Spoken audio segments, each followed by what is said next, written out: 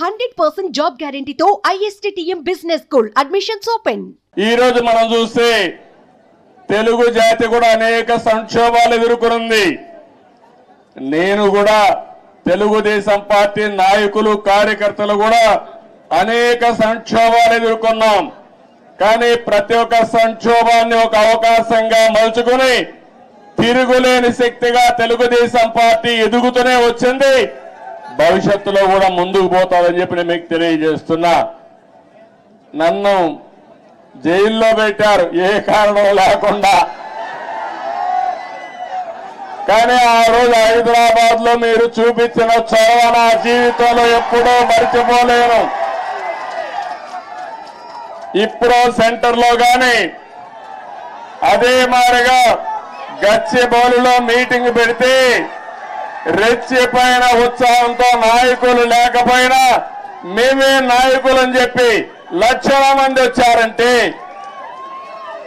అది నా జీవితంలో ఎప్పుడూ జైల్లో ఉండి చూసి నేను చేసిన పనికి నేను చేసిన అభివృద్ధి గుర్తుపెట్టుకుని నాకు సంఘీభావాన్ని తెలియజేశారంటే ఆ రోజే నేను అనుకున్నా నా జన్మ చరితార్థకమని. ఇక్కడే కాదు ప్రపంచం మొత్తం అన్ని 70-80 దేశాలు, ఆ దేశాల పేర్లు కూడా నాకు తెలియవు. కానీ తెలుగువారు అక్కడికి వెళ్లి 53 రోజులు రోడ్డెక్కి నిరసనలు తెలియజేశారు. ఇది మరిచిపోలేని అనుభవం అని చెప్పి నేను మీకు తెలియజేస్తున్నా. ఈ సందర్భంగా మనందరం ఒకటే గుర్తుపెట్టుకోవాలి. ఈ రోజు రాష్ట్రంలో తెలుగు జాతి ఎన్టీ రామారావు గారిని ఎప్పుడూ మరిచిపోలేరు. అదే సమయంలో ఈ దేశానికి ఒక దిశ చూపించిన వ్యక్తి పివి నరసింహారావు గారు అని చెప్పి కూడా నేను మీకు తెలియజేస్తున్నా. ఆర్థిక సంస్కరణలు 1991లో పివి నరసింహారావు గారు మొట్టమొదటిసారిగా అమలు చేశారు. అప్పటి నుంచి ఈ దేశంలో సంపద సృష్టించడం సులభమైంది.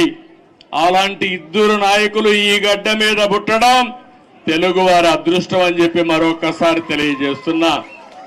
ఎంతో మంది నాయకులు పోరాడారు, ఎన్నో త్యాగాలు చేశారు.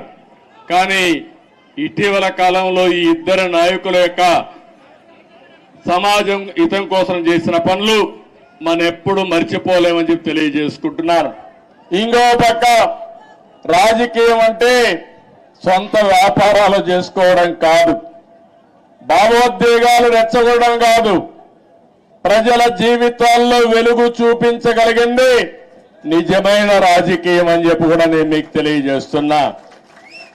మీరు ఒక్కసారి ఆలోచిస్తే తెలుగుదేశం ముందు, తెలుగుదేశం తర్వాత తెలుగు వారి చరిత్ర రాయాలంటే చాలా సులభంగా రాసే అవకాశం ఉంటుంది.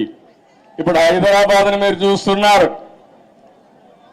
95 ముందు ఒక్కసారి మీరు ఆలోచించుకోండి. జూబ్లీ హిల్స్ ఇదే డెడ్ ఎండ్. అప్పుడు ఇప్పుడు చాలా మంది మిత్రులు పత్రికా విలేకరులు వచ్చారు.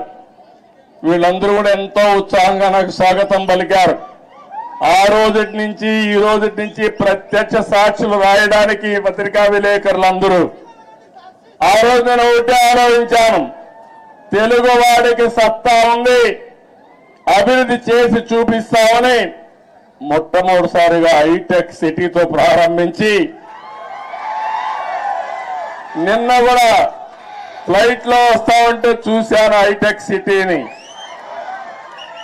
ఎంత ఆనందం కలిగిందంటే ఒక్క హైటెక్ సిటీతో ప్రారంభించిన అభివృద్ధి ఈరోజు తెలంగాణ, హైదరాబాద్ భారతదేశంలో నెంబర్ 1 అయిందంటే అది తెలుగుదేశం పార్టీ ఆ రోజు చేసిన కృషి, చూపించిన చొరవ.